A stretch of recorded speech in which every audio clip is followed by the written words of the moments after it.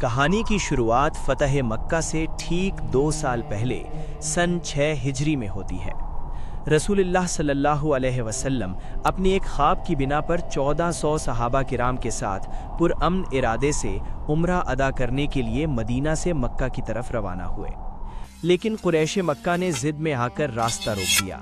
حالات انتہائی کشیدہ ہو گئے، مگر اللہ کے رسول صلی اللہ علیہ وسلم نے ٹکراؤ کے بجائے امن کو ترجیح دی اور ایک تاریخی معاہدہ کیا جسے ہم صلح حدیبیہ کہتے ہیں۔ اس معاہدے کی روح سے یہ طے پایا کہ اگلے 10 سال تک کوئی جنگ نہیں ہوگی اور عرب قبائل کو اختیار ہوگا کہ وہ جس کا چاہیں ساتھ دیں۔ یہ بظاہر دب کر کی گئی صلح تھی، مگر در حقیقت یہ فتح مبین کی بنیاد تھی۔ اس معاہدے کے تحت قبیلہ بنو خزاعہ مسلمانوں کا اتحادی بن گیا اور قبیلہ بنو بکر قریش کا ساتھی۔ بظاہر امن قائم ہو چکا تھا، لیکن اس معاہدے کے صرف 2 سال بعد قریش کی نیت بدل گئی۔ مکہ کے قریب وطیر نامی ایک پانی کا چشمہ تھا، جس کے قریب مسلمانوں کے اتحادی بنو خزاعہ آباد تھے۔ رات کا وقت تھا، بنو خزاعہ کے لوگ بے خبر سو رہے تھے کہ اچانک بنو بکر نے ان پر شب خون مار دیا۔ ظلم کی انتہا یہ تھی کہ قریش نے نہ صرف چھپ کر ہتھیار فراہم کیے، بلکہ ان کے سرداروں نے چہروں پر نقاب ڈال کر خود اس قتل عام میں حصہ لیا۔ بنو خزاعہ کے نہتے لوگ اپنی جانیں بچانے کے لیے بھاگے اور حرم کعبہ میں پناہ لی، جہاں خون بہانا حرام تھا، لیکن ظالموں نے وہاں بھی تلواریں چلائیں۔ یہ صلح حدیبیہ کی دھجیاں اڑانے کے مترادف تھا۔ بنو خزاعہ کا ایک وفد فریاد لے کر مدینہ پہنچا اور رسول اللہ صلی اللہ علیہ وسلم کی خدمت میں پیش ہوا۔ یا رسول اللہ، قریش نے نہ صرف عہد توڑا ہے بلکہ ہمارے لوگوں کو بے دردی سے مارا ہے۔ بدلہ لینا اب حق بن چکا تھا، لیکن جنگ کو ٹالنے کے لیے رسول اللہ صلی اللہ علیہ وسلم نے قریش کے پاس ایک سفیر بھیجا اور آخری بار امن کا موقع دیتے ہوئے 3 شرائط پیش کی۔ پہلی، بنو خزاعہ کے مقتولین کا خون بہا ادا کرو۔ دوسری، یا پھر قبیلہ بنو بکر کی حمایت چھوڑ دو، اور اگر یہ دونوں منظور نہیں تو پھر یہ اعلان کر دو کہ صلح حدیبیہ کا معاہدہ ختم سمجھا جائے۔ قریش کی قسمت میں تباہی لکھی تھی، انہوں نے تکبر میں آ کر تیسری شرط چن لی۔ ہمیں معاہدہ ختم کرنا منظور ہے، تم لوگ ہوتے کون ہو؟ اب جنگ مسلمانوں پر مسلط کر دی گئی تھی۔ رسول اللہ صلی اللہ علیہ وسلم نے مسلمانوں کو تیاری کا حکم دیا۔ آپ جانتے تھے کہ اگر مکہ والوں کو لشکر کی آمد کا علم پہلے ہو گیا تو شدید خون ریزی ہوگی، اس لیے آپ نے مکمل رازداری کا حکم دیا، یہاں تک کہ اپنے ہی لشکر کو یہ نہیں بتایا کہ کہاں جانے کا ارادہ ہے سوائے چند رازدار صحابہ کے۔ چنانچہ جنوری 630 عیسوی میں لشکر اسلام خاموشی سے روانہ ہوا۔ راستے میں دیگر قبائل بھی ملتے گئے اور بالآخر 10,000 کا یہ لشکر کسی کو کانوں کان خبر ہوئے بغیر مکہ کے دروازے وادی مر الزہران پر پہنچ گیا۔ رسول اللہ صلی اللہ علیہ وسلم کا مقصد دشمن کو غفلت میں پکڑنا تھا تاکہ کم سے کم خون ریزی ہو۔ جب مسلمانوں کا لشکر وادی مر الزہران پہنچا تو رات ہو چکی تھی۔ جنوری کی راتیں عرب میں ٹھنڈی اور سرد ہوتی ہیں، اس لیے مسلمان پہنچتے ہی خیمے لگانے اور آگے جلانے کا انتظام کرنے لگے۔ یہاں رسول اللہ نے وہ تاریخی تدبیر اختیار کی جس نے جنگ شروع ہونے سے پہلے ہی دشمن کی ہمت توڑ کر رکھ دی، اور یوں مسلمانوں کو مکہ داخل ہونے سے پہلے ہی فتح کی خوشخبری مل گئی۔ آپ نے اس موقع پر ایک بظاہر عجیب حکم دیا: لشکر کا ہر سپاہی اپنی الگ آگ جلائے۔ اس زمانے میں اصول یہ تھا کہ 10 سپاہی ایک چولہا جلا کر اپنے کھانے پینے اور گرمی کا انتظام کرتے تھے، اور دشمن کے جاسوس جلنے والی آگوں کو گن کر لشکر کی تعداد کا اندازہ لگاتے تھے۔ ایک آگ یعنی 10 سپاہی۔ رسول اللہ یہ جانتے تھے، اس لیے جب 10,000 سپاہیوں نے 10,000 الاؤ روشن کر دیے तो वादी का अंधेरा बिल्कुल छट गया। दूर से यूं लगता था जैसे पूरी वादी जल रही है और मुसलमानों का लश्कर 10,000 का नहीं बल्कि 1,00,000 का नजर आ रहा था। मक्का वाले ये जानते थे कि बनु खुज़ा पर जुल्म करके और अमन की पेशकश ठुकराकर उन्होंने मुसलमानों को जंग की दावत दे दी है, इसलिए वो मुसलसल अपने जासूस मक्का से बाहर भिजवाया करते थे। लेकिन रसूल अल्लाह सल्लल्लाहु अलैहि वसल्लम की मुकम्मल राजदारी की पॉलिसी की वजह से उन्हें लश्कर की आमद की कानों कान खबर ना हुई। उस रात भी अबू सुफियान अपने 2 साथियों के साथ खबरें लेने के लिए गश्त कर रहा था। जूं ही ये लोग वादी मर्रुज़ ज़हरान के दामन में पहुंचे तो इनकी आंखें चुंधिया कर रह गईं। रसूल अल्लाह सल्लल्लाहु अलैहि वसल्लम की हिकमत अमली काम कर रही थी।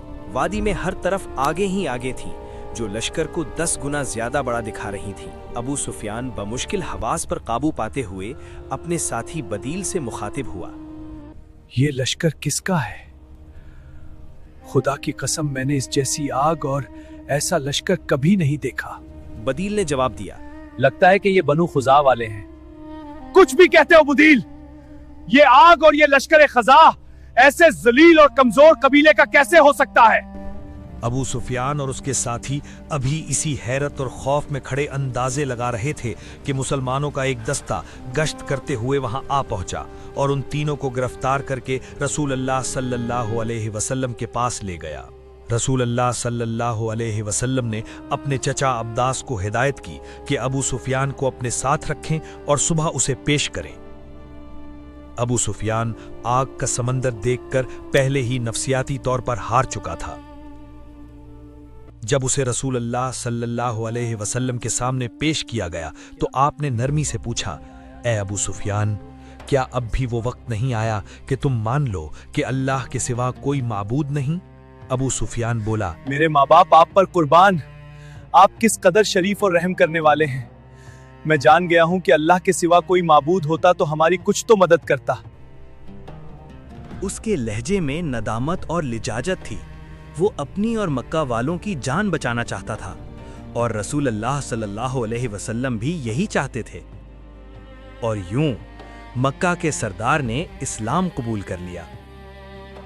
गो के अबू सुफियान के मुसलमान हो जाने से और लड़ाई का इरादा तर्क कर देने से मुसलमान बगैर लड़े ये जंग जीत चुके थे। लेकिन जरूरत इस बात की थी कि मक्का वालों को भी पता लग जाए और वो भी जंग का इरादा तर्क कर दें।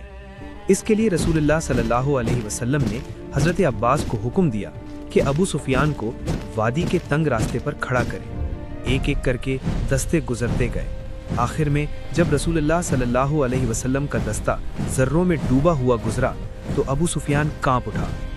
उसने अब्बास रजी अल्लाह अन्हु को कहा, तुम्हारे भतीजे की बादशाहत बहुत अजीम हो गई है।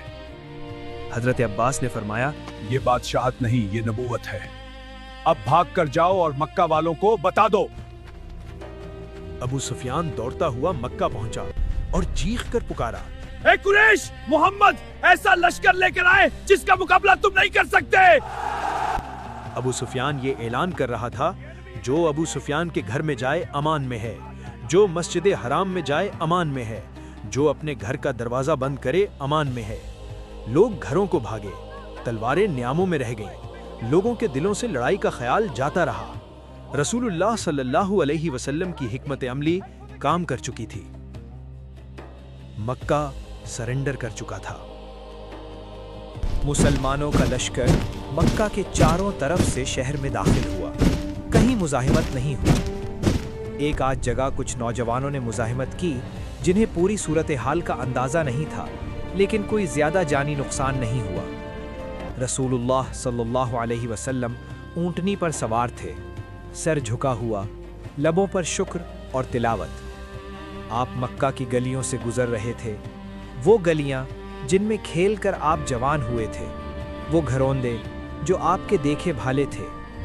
ये वही शहर था जिसने नबूवत का दावा करने के बाद आप पर अपने दरवाजे बंद कर लिए थे। ये वही लोग थे जिन्होंने आपको सताया, आपके अजीजों को कत्ल किया, आपके सहाबा को दुख दिए। आज आप उन पर गालिब आ गए थे। गलियों से गुजरकर आप खाना काबा पहुंचे। خانہ کعبہ کے سامنے سارے قریش سر جھکائے کھڑے تھے۔ آپ نے فرمایا، تم مجھ سے کیا توقع رکھتے ہو؟ وہ بولے، آپ کریم بھائی ہیں۔ بعض نے کہا، آپ تو ہمارے رشتہ دار ہیں۔ ان کی آوازوں میں لجاجت تھی، ان کے لہجوں میں خوف تھا، لیکن انہیں کیا معلوم تھا کہ کس عظیم نبی سے سامنا ہے جو سرتا پا رحمت ہی رحمت ہے۔ رسول اللہ صلی اللہ علیہ وسلم نے فرمایا، آج تم پر کوئی گرفت نہیں، جاؤ تم سب آزاد ہو۔ یہ رسول اللہ کی مکمل فتح تھی۔ آپ کی حکمت عملی نے بغیر خون ریزی کے مکہ فتح کر لیا تھا۔